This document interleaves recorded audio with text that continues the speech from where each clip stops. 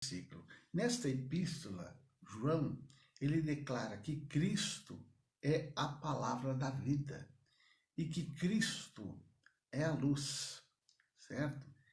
No versículo 1, João lhe diz: o que era desde o princípio, o que ouvimos, o que vimos com os nossos olhos, o que temos contemplado e as nossas mãos tocaram da palavra da vida. Cristo, a palavra da vida. O que é isto? É porque João, ele teve o privilégio de ver Jesus. Já naquele tempo, muitas falsas doutrinas, muitos perseguidores da igreja, perseguidores do cristianismo, falavam que era mentira, que Jesus não tinha vindo ao mundo. É por isso que João, o apóstolo João, na sua primeira epístola, ele começa dessa forma: eu vi, eu ouvi, eu toquei nele. Você sabe que Deus é espírito. Você e eu fomos feitos conforme a imagem e semelhança de Deus em espírito e não em corpo. Mas um dia Deus, ele veio a este mundo encarnado em Jesus. Preste atenção, não é reencarnado, não. Encarnado. Encarnado quer dizer um espírito que vem encarnado em um corpo. E foi o que aconteceu. Jesus, então, era esse espírito que veio ao mundo, encarnado em Jesus, tá ok? Então, muitos diziam, não, esse Jesus não existiu, ele não veio.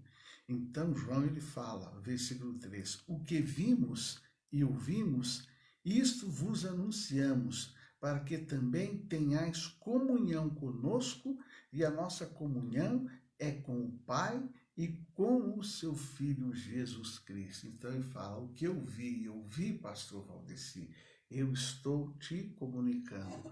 Hoje, querido, é pela fé. É pela fé que você e eu cremos nisto. Você e eu não estávamos aqui quando Jesus veio, mas é pela fé que nós cremos que a Bíblia levou cerca de 1.600 anos para ser escrita. Teve mais de 40 escritores inspirados pelo Espírito Santo de Deus. É pela fé. Estas coisas vos escrevemos para que vosso gozo se cumpra. Olha só, João, isso aqui é uma epístola universal, ou seja, uma epístola que ele escreveu endereçada para os cristãos do mundo inteiro, do universo inteiro. E ele diz que essas coisas foram escritas, olha só, para que a gente tenha gozo, aleluia, para que a gente tenha alegria, glória a Deus. E qual foi a mensagem que eles ouviram de Jesus? Aí no versículo 5 ele fala, esta é a mensagem que dele ouvimos e vos anunciamos, que Deus é luz e não há nele trevas nenhuma. E ele diz assim, se dissermos que temos comunhão com ele e andarmos em trevas, mentimos e não praticamos a verdade. Gente, você já pensou que é uma pessoa falar que é crente, falar que é evangélica, falar que é cristã e viver no pecado?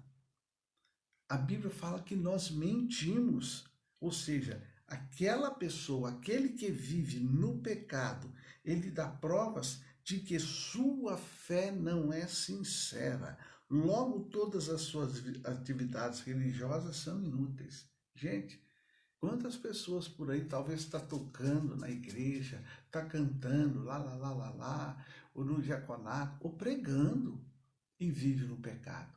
Aqui ele fala que se nós falarmos que andamos na luz, mas que temos comunhão com ele e andamos em trevas, nós estamos mentindo. O que é o andar em trevas aqui? É o andar no pecado. Mas ele fala que se andarmos na luz, como ele na luz está, temos comunhão uns com os outros. Quantas pessoas aí que falam que professa fé, às vezes da mesma igreja, e não consegue andar um com o outro. É esquisito isso, não é verdade? Quantas pessoas não conseguem andar um com o outro? Eu vou dizer para vocês, eu tenho um ano já de ministério. Tem pastor por aí que não dá para andar com eles, não. A coisa não é brincadeira, não. Mas aqui ele está falando aqui, ó, porque desse modo, ó, suas próprias obras testificam sua regeneração espiritual. Nunca tente convencer a si mesmo ou a outros de que sua fé é genuína, pois são as nossas ações que revela todo o nosso íntimo. Não adianta eu dizer minha fé é genuína. Não, é as minhas ações que vai dizer. Certo, queridos? Os religiosos da época do Senhor Jesus viviam justamente assim. Eles tentavam convencer toda a sociedade de que eram homens santos e exímios conhecedores das Escrituras, mas mentiam ao praticar atos que transgrediam os mandamentos sagrados. Lá em Mateus 23, 13 a 33, depois você confere lá. Já naquele tempo de Jesus acontecia isso com Jesus aqui na terra. Não, eu te sigo, mas as obras eram diferentes de um seguidor de Jesus. Será que isso não acontece hoje? Não, eu sou cristão, eu sigo a Jesus. Aí a obra da pessoa é totalmente diferente de um seguidor de Jesus. Queridos, as nossas obras, elas falam mais do que a nossa palavra, viu? Ó, diante disso, foram chamados pelo Salvador de raça de víboras, porque toda mentira, seja palavras, seja no comportamento, é oriunda do diabo. Evangelho de João 8,44. É o versículo 6 que eu estou falando. 1 João 1,6. Se dissermos que temos comunhão com ele e andarmos em trevas, mentimos e não praticamos a verdade. E eu quero encerrar dizendo para você, o versículo 8, 9 e 10. Esse capítulo só tem 10 versículos. E ele fala uma das coisas mais maravilhosas da face da terra. É quando ele diz assim: se dissermos que não temos pecado, enganamos a nós mesmos e não há verdade em nós. Olha lindo aqui, ó. Se confessarmos os nossos pecados, ele é fiel e justo para nos perdoar os pecados e nos purificar de toda injustiça. Se dissermos que não pecamos, fazemo-lo mentiroso e a sua palavra não está em nós. Então, olha só, se confessarmos, ao conhecer e se arrepender dos seus pecados, culpas e impurezas, o ser humano atrai para si a misericórdia de Deus. Olha só, quando, queridos, o ser humano, quando a pessoa, ela se humilha e confessa seus erros diante dele, com a firme decisão de abandonar definitivamente suas transgressões, recebe o seu perdão. Deus perdoa. Se confessarmos, veja bem, se confessarmos os nossos pecados, ele é fiel e justo para nos perdoar e nos purificar. Agora, se dissermos que temos comunhão com ele e andarmos em trevas, estamos mentindo. Como é que você está andando? Como é que você vai andar hoje, nessa terça-feira? Amém? Vamos orar?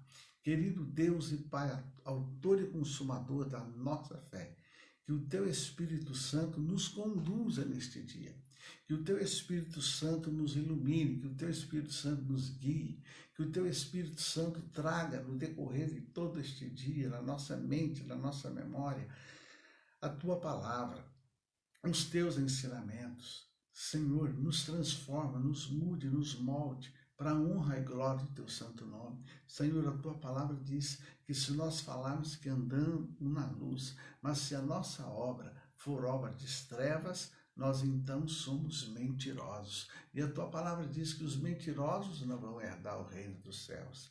Então, meu Deus, que o Teu Espírito opere, para que tenhamos um dia de graça, de paz, de leveza, para a honra e glória do Teu nome. Eu oro agora como orou o Senhor Jesus. Não nos deixes cair em tentação, mas livra-nos do mal. Sim, papai querido, livra-nos do mal. livra-nos do mal, não nos deixes cair em tentação, livra-nos do mal. Guia-nos, ó Deus, pelas veredas da justiça, por amor do teu santo nome. A tua palavra diz: instruir-te-ei, ensinar-te-ei o caminho que deve seguir. Que assim aconteça neste dia para a tua honra e glória. Papai querido, eu abençoo agora essa água e eu te peço, venha curar. Cure aquele que está doente da alma. Cure, liberte, liberte. Cura, cura, cura. Senhor, cura também nosso corpo. A tua palavra diz que pelas tuas pisaduras nós fomos sarados. Tua palavra diz que o Senhor não apenas nos cura, mas o Senhor também nos reveste do Espírito Santo para que possamos andar na tua luz. E diz também que o Senhor nos cura e nos prepara para a vinda do Senhor Jesus. Pode tomar água.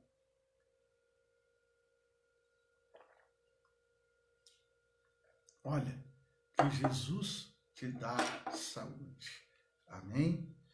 E que o amor de Deus Pai, a graça do Senhor Jesus Cristo, a comunhão gloriosa do Espírito Santo, seja com todos vós hoje e sempre. Amém? Um beijo no teu coração e viva Cristo. Glória a Deus.